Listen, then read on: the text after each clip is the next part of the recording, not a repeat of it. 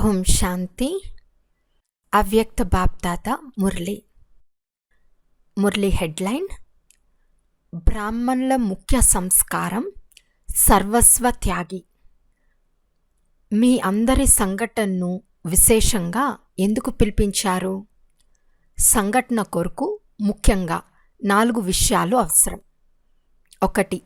పరస్పరం ఒకరిపై ఒకరికి స్నేహం. 2. సమీప సంబంధం. 3. సేవ యొక్క బాధ్యత. మరియు 4. జ్ఞాన యోగ ధారణ యొక్క ప్రత్యక్షత. ఈ 4 విషయాల్లో తయారయ్యారా? ఒకరికొకరు స్నేహిగా ఎలా అవ్వాలి? స్నేహి అవ్వటానికి సాధనమేమిటి?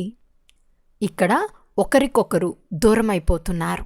దానికి కారణం ఏమిటంటే ఒకరికొకరి సంస్కారాలు, సంకల్పాలు కలవటం లేదు. అందరి సంస్కారాలు, సంకల్పాలు ఒకటి ఎలా అవుతాయి? ఎవరి సంస్కారాలు వారికి ఉంటాయి. సంగంయుగి బ్రాహ్మణుల ముఖ్య సంస్కారం ఏమిటి? సాకార బ్రహ్మ బాబాలో ముఖ్య సంస్కారం ఏమి ఉండేది? బ్రహ్మ యొక్క సంస్కారాలే బ్రాహ్మణుల సంస్కారాలు. బ్రాహ్మణులు అయితే ఆ సంస్కారాన్ని సంపూర్ణ రూపంలో చూశారు. కానీ బ్రాహ్మణులో యోగం మరియు శక్తిని అనుసరించి ఉంటుంది. బాబా ముఖ్య సంస్కారం సర్వస్వ త్యాగి. తమ యొక్క సర్వస్వాన్ని త్యాగం చేసేశారు.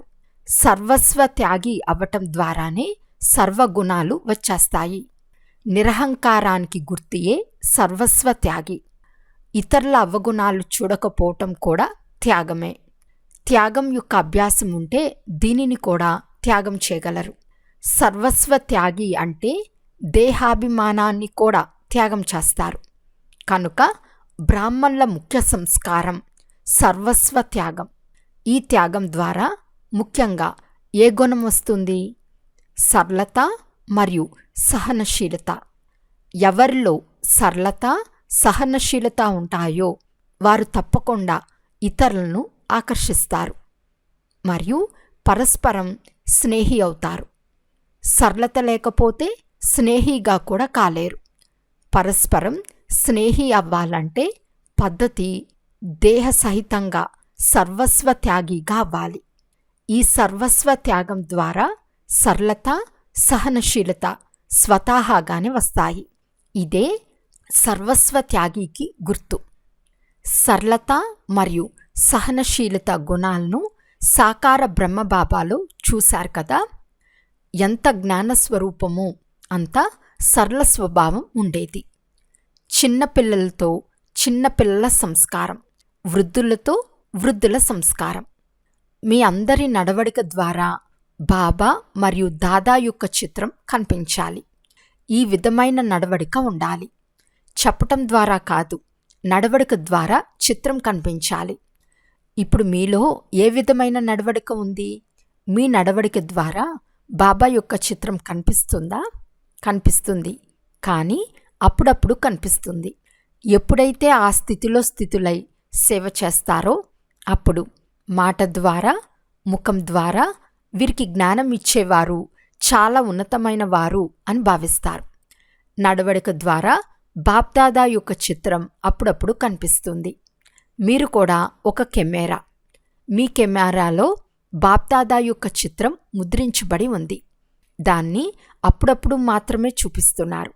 ఎందువలన? సదా ఆ చిత్రాన్ని నడవడిక ద్వారా ఎందుకు చూపించటం లేదు? పురుషార్థంలో ఉన్నాం.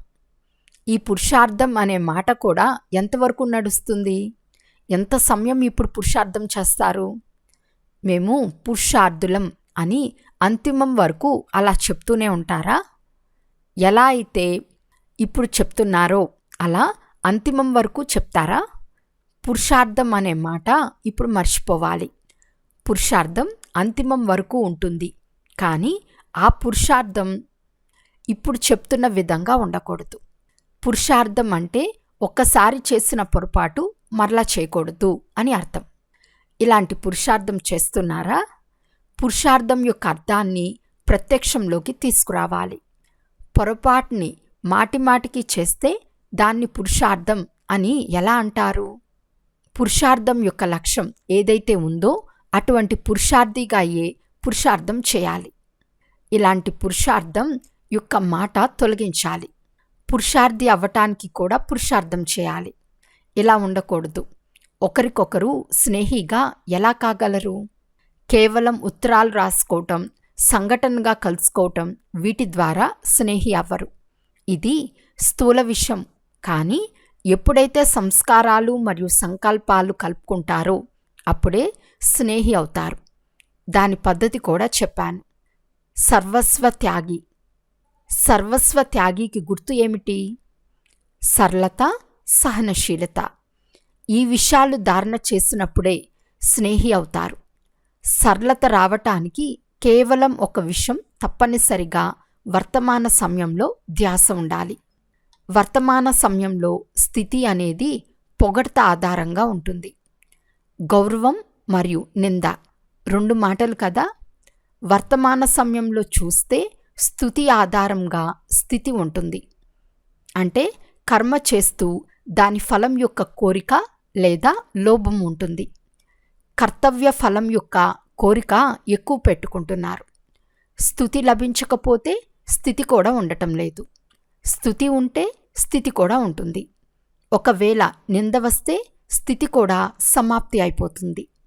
తమ స్థితిని వదిలేస్తున్నారు మరియు తమ యోగ్యతను వదిలేస్తున్నారు. మాకు గౌరవం కావాలని ఎప్పుడు ఆలోచించకూడదు. గౌరవం ఆధారంగా స్థితి ఉంచుకోకూడదు. గౌరవం ఆధారంగా స్థితి ఉంచుకుంటే అలసడి అవుతారు. అనన్య పిల్లలు ప్రభావం రోజురోజుకి స్వతహాగానే వస్తుంది. కానీ ప్రభావంలో స్వయమే ప్రభావితం కాకూడదు. ఇక్కడ ఫలం స్వీకరిస్తే భవిష్య ఫలాన్ని సమాప్తి చేసుకుంటారు. ఎంత గుప్త పురుషార్థి, ఎంత గుప్త సహాయకారి అవుతారో అంతగానే గుప్త పదవి పొందుతారు. ఇతరులు ఎంత మహిమ చేసినా కానీ వారి మహిమ ప్రభావంలో స్వయం ప్రభావితం కాకూడదు. ఏ కార్యమైనా చేయాలంటే సంగమంలో ఉండి నిర్ణయం చేయాలి.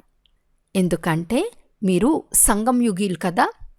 అందువలన ఏ విషయమైనా 2 రకాలుగా ఉంటుంది.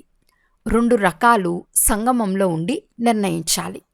ఆ వైపు ఎక్కువ ఉండకూడదు, ఈ వైపు ఎక్కువ ఉండకూడదు. సంగమంలో ఉండాలి. సంగం యుగి బ్రాహ్మణులైన మీ కర్తవ్యంలో సంగమంలో ఉండటం లేదు. ఆ వైపు లేక ఈ వైపు ఎక్కువ వెళ్ళిపోతున్నారు.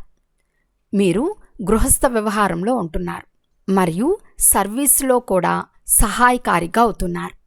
2 వైపులా సంభాళించుకోవటానికి మధ్యలో ఉండాలి.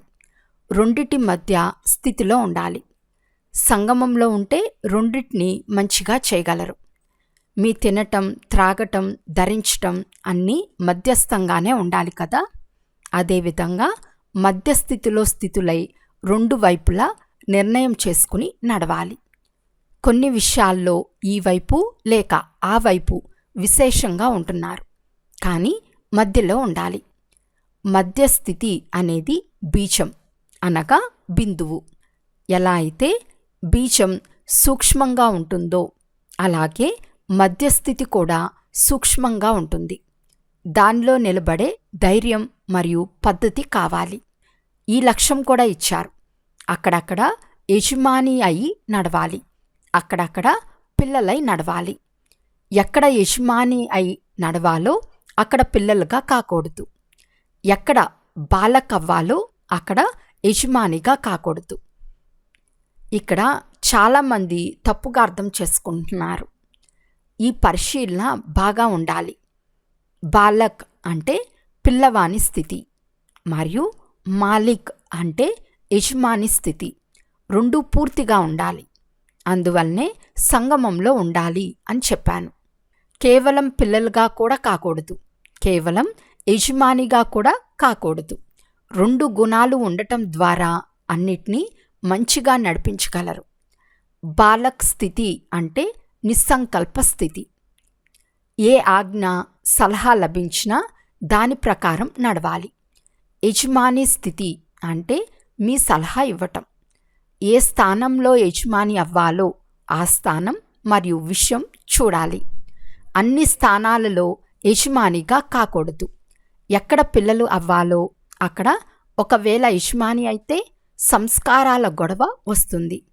అందువలన పరస్పరం ఒకరికొకరు సహాయకారి అవ్వటానికి 2 విషయాలు ధారణ చేయాలి. లేకపోతే సంస్కారాల గొడవ జరుగుతుంది. ఎక్కడ పిల్లలు అవ్వాలో అక్కడ యజమాని అవుతున్నారు. ఇద్దరూ యజమానులు అవ్వటం వలన సంస్కారాల గొడవ వస్తుంది. యజమానిగా అవ్వాలి, పిల్లలుగా కూడా అవ్వాలి. సలహా ఇచ్చి యజమాని అయ్యారు. అది నిర్ణయం అయ్యే సమయంలో పిల్లవానిగా అయిపోవాలి. మరలా యజమాని అవ్వాలి. ఏ సమయంలో యజమాని అవ్వాలి అనేది కూడా బుద్ధి ద్వారా నిర్ణయించుకోవాలి. ఏ సమయంలో ఏ స్వరూపం ధారణ చేయాలో ఆలోచించాలి. బహురూపిగా అవ్వాలి కదా. సదా ఒకే రూపం కాదు. ఎలాంటి సమయం అలాంటి రూపం ఉండాలి. వ్యతిరేక రూపంలో బహురూపిగా కాకూడదు. సరైన రూపంలో అవ్వాలి. అచ్చా. ఓం శాంతి.